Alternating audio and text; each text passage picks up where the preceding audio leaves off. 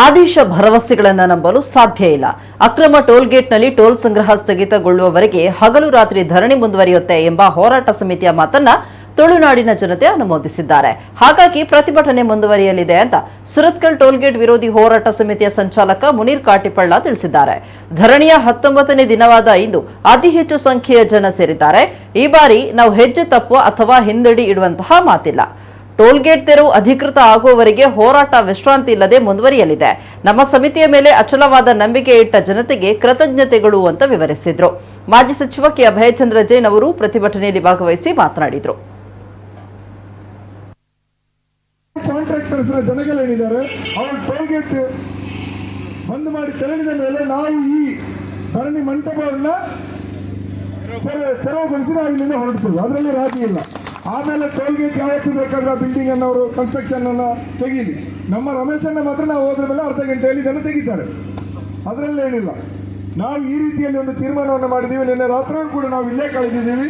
ಇವತ್ತು ಬಹಳ ದೊಡ್ಡ ಸಂಖ್ಯೆಯಲ್ಲಿ ಜನ ನಮ್ಮ ಮಾತಿನ ಮೇಲೆ ನಂಬಿಕೆ ಇಟ್ಟು ನಳಿನ್ ಕುಮಾರ್ ಕಟೀಲ್ ಮತ್ತು ಸರ್ಕಾರದ ಮಾತನ್ನು ನಮ್ಮ ಮಾತಿನ ಮೇಲೆ ನಂಬಿಕೆ ಇಟ್ಟು ಇಷ್ಟು ದೊಡ್ಡ ಸಂಖ್ಯೆಯಲ್ಲಿ ಇವತ್ತು ಬಂದು ಸೇರಿದ್ದಾರೆ. ಅವರಿಗೆಲ್ಲರಿಗೂ ಧನ್ಯವಾದಗಳು ಸಲ್ಲಿಸೋದೇ ಮಾತ್ರ ಅಲ್ಲ, ನಮ್ಮ ಮೇಲೆ ಅವರಿಟ್ಟಿರುವಂಥ ನಂಬಿಕೆಯನ್ನು ಕೂಡ ಅದು ಇವತ್ತು ಪುಷ್ಟೀಕರಿಸ್ತದೆ. ಅದೇನೇ ಇರಲಿ. ಇವತ್ತು ಕೆಲವರ ನಿನ್ನೆ ಅಭಿಪ್ರಾಯದ ಪ್ರಕಾರ ಮಧ್ಯರಾತ್ರಿಗೆ ಆದೇಶ ತಲುಪಿ ಟೋಲ್ ಬಂದಾಗ್ಬೋದು. ಬಂದಾದರೆ ಇವತ್ತು ಬೆಳಿಗ್ಗೆ ನಾವು ಸಮಾರೋಪ ಭಾಷಣ ಮಾಡಬೇಕಿತ್ತು, ಸಮಾರೋಪ ಕಾರ್ಯಕ್ರಮ. ನನಗೆ ನಿನ್ನೆ ಕೂಡ ಅನುಮಾನ ಇತ್ತು. ನಾನು ಹೇಳಿದ್ದೆ ಇನ್ನೊಂದು 3-4 ದಿವಸ ಹೋಗ್ಬೋದು ಅಂತ.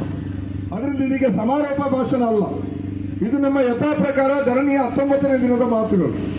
ಆದರೆ ನಾವು ನಿನ್ನೆ ಮಹತ್ವದ ಒಂದು ಹೆಜ್ಜೆ, ಒಂದು ಮಹತ್ವದ ಒಂದು ನಮಗೆ ಇದು ದಕ್ಕಿದೆ, ಮುನ್ನಡೆಯನ್ನು ನಾವು ನಿನ್ನೆ ದಕ್ಕಿಸ್ಕೊಂಡಿದ್ದೀವಿ. ದಕ್ಕಿಸ್ಕೊಂಡಾಗ ನಳಿನ್ ಕುಮಾರ್ ಕಟೀಲ್ ಅವರ ಟ್ವೀಟಲ್ಲಿ ಬಹಳ ಸ್ಪಷ್ಟವಾಗಿ ಅವರು ಪ್ರಧಾನಿ ನರೇಂದ್ರ ಮೋದಿ, ಭೂ ಸಾರಿಗೆ ಹೆದ್ದಾರಿ ಸಚಿವ ನಿತಿನ್ ಗಡ್ಕರಿ ಅವರಿಗೆ ಅಭಿನಂದನೆಗಳನ್ನು ಸಲ್ಲಿಸಿದ್ದಾರೆ.